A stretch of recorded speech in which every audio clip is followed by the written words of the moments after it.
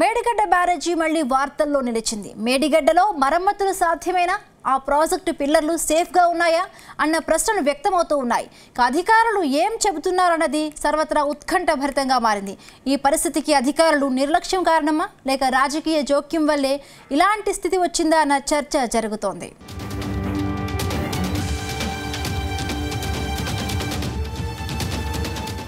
Telangana assembly ఎన్నికలకు ముందు మేడిగడ్డ కుంగిపోయిన వ్యవహారం పెను రాజకీయ దుమారమే రేపింది. కాంగ్రెస్ సర్కార్ అధికారంలోకి వచ్చాక ఇదే అంశంపై గత బీఆర్ఎస్ ప్రభుత్వాన్ని కార్నర్ చేసింది. ఈ వ్యవహారం మాటల యుద్ధంతో మొదలై రెండు పార్టీల నేతలు ప్రాజెక్టు సందర్శన చేసే వరకు వెళ్లింది. పరస్పర విమర్శలకు కాకరేపింది. లక్షల కోట్లు ఖర్చు చేసి నిర్మించి కాళేశ్వరం వృధా అయిందంటూ రేవంత్ రెడ్డి విరుచుకుపడ్డారు. అయితే ప్రాజెక్టు కొద్దిగా కుంగితే మరమ్మతులు చేయాల్సింది పోయి కాంగ్రెస్ రాద్ధాంతం చేస్తుందంటూ బీఆర్ఎస్ విరుచుకుపడింది.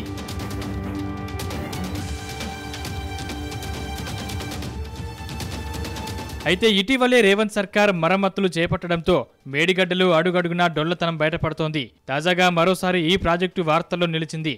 మేడిగడ్డ బ్యారేజీ వద్ద భారీ శబ్దాలు, ప్రకంపనలు వచ్చాయి. కుంగిన 7వ బ్లాకులోని గేట్లు ఎత్తే క్రమంలో భారీ శబ్దాలు వినిపించాయి. 7వ బ్లాక్ పిల్లర్ల కింద భారీగా హోల్ ఏర్పడినట్లు అధికారులు నిర్ధారించారు. దీంతో వెంటనే గేట్లు ఎత్తే పనులను నిలిపివేశారు.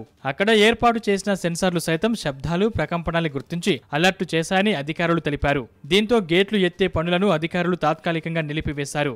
జియో ఫిజికల్, టెక్నికల్ టెస్టుల తర్వాతే మరమ్మతులు చేపట్టే అవకాశం ఉంది.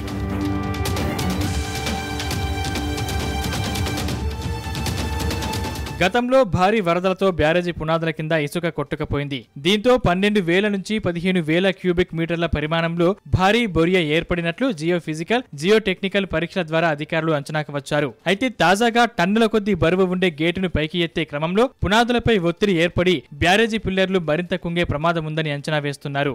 భారీగా ఏర్పడిన హోల్ను గ్రౌండింగ్ ద్వారా పూడ్చి వేశాకే గేట్లను పైకెత్తి పనులు చేపట్టాలని ఓ నిర్ణయానికి వచ్చినట్టు తెలుస్తోంది. 7వ బ్లాక్లో పిల్లర్లు కుంగిన తర్వాత లీకేజీలు ఆపడానికి 40,000 ఇసుక బస్తాలను వేశారు.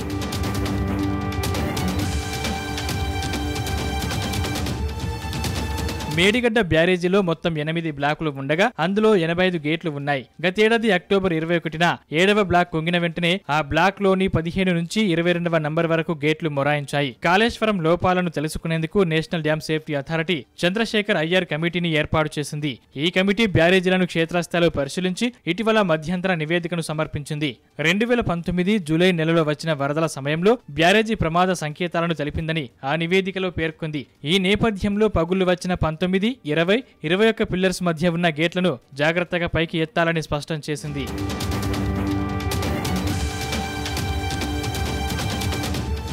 అయ్యర్ కమిటీ సూచన మేరకు నీటిపారుదల శాఖ అధికారులు ఎల్ఎన్టీ సిబ్బందితో కలిసి ఈ నెల 17న 15వ నంబర్ గేటును పైకెత్తారు. తర్వాత గురువారం 16వ నంబర్ గేటు ఎత్తడానికి ప్రయత్నించగా భారీ శబ్దాలు, ప్రకంపనలు వచ్చాయి. దీంతో బ్యారేజీ కింద హోల్స్ ఏర్పడ్డాయని అధికారులు నిర్ధారించారు. మేడిగడ్డ బ్యారేజీ కింది భాగంలో ఏర్పడిన హోల్స్ ఎంత మేరకు ఉన్నాయో ఒక స్పష్టత వచ్చాకే గేట్లు ఎత్తాలన్న నిర్ణయానికి వచ్చారు.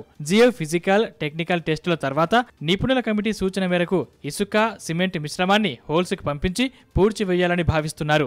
అయితే ఈ వర్షాకాలంలో వచ్చే భారీ వరదలకు బ్యారేజీ తట్టుకుంటుందా లేదా అనే అనుమానాలు కూడా వ్యక్తమవుతున్నాయి.